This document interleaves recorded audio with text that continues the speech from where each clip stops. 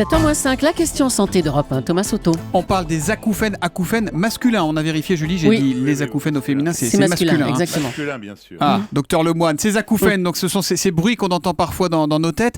Comment vous les définiriez, vous, ces acouphènes? Quel type de bruit entre dans cette catégorie, Jean-François? Le plus souvent, ce sont des bourdonnements, des tintements, des sifflements ou des chuintements qui gâchent la vie de plus de 3 millions de Français, Thomas, dont 600 000 trouvent ces acouphènes agressifs et insupportables. Mais c'est vrai que ceux qui en souffrent décrivent quelque chose de très dur à vivre, très très pénible. Hein. Totalement insupportable, parce qu'on ne peut pas ne pas entendre. Impossible à des différences des yeux de fermer les oreilles. Celui qui souffre ne se sent pas à l'origine du bruit, ne peut pas l'accepter.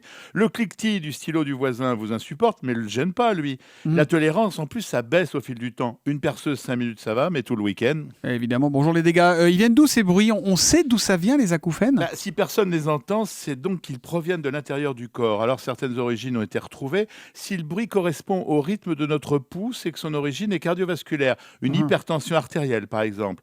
Tout le monde, d'ailleurs, en se bouchant les oreilles, peut entendre le sang circuler dans les artères du cou et ressentir le bruit sourd des battements cardiaques.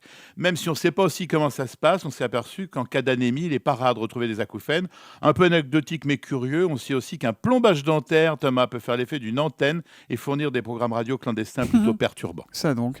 En gros, on n'en sait rien quoi sur ces acouphènes. Oui. On va être honnête, en règle générale, on connaît mal l'origine. La plupart du temps, malgré des examens complémentaires nombreux, on ne retrouve rien, sauf chez ceux pour qui les discothèques, concerts ultra bruyants et baladeurs débridés font partie de la vie courante. Bon, on ne sait pas d'où ça vient, mais est-ce qu'on sait comment ça se soigne? D'abord, la prévention. En discothèque, il faut sortir s'aérer les oreilles toutes les 30 minutes.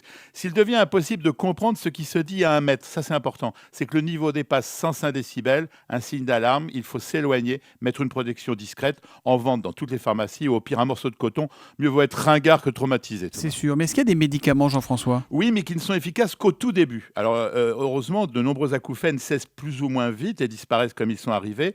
Pour soulager les autres malades souvent épuisés, en dehors de certains médicaments qui assomment, il y a une méthode nouvelle qui peut paraître un peu barbare. Il s'agit de combattre le bruit par le bruit. Musique le soir à l'endormissement ou solution plus moderne, ce qu'on appelle un masqueur d'acouphènes. Il s'agit d'une prothèse que l'on se met dans l'oreille qui produit un bruit plus agréable pour l'oreille que celui de l'acouphène. Je sais, c'est un peu la méthode Coué, mais aucune solution n'est totalement efficace et les possibilités de soulagement sont nombreuses pour quand même essayer et ne pas se résigner. Alors avoir des acouphènes, ça peut arriver à tout âge?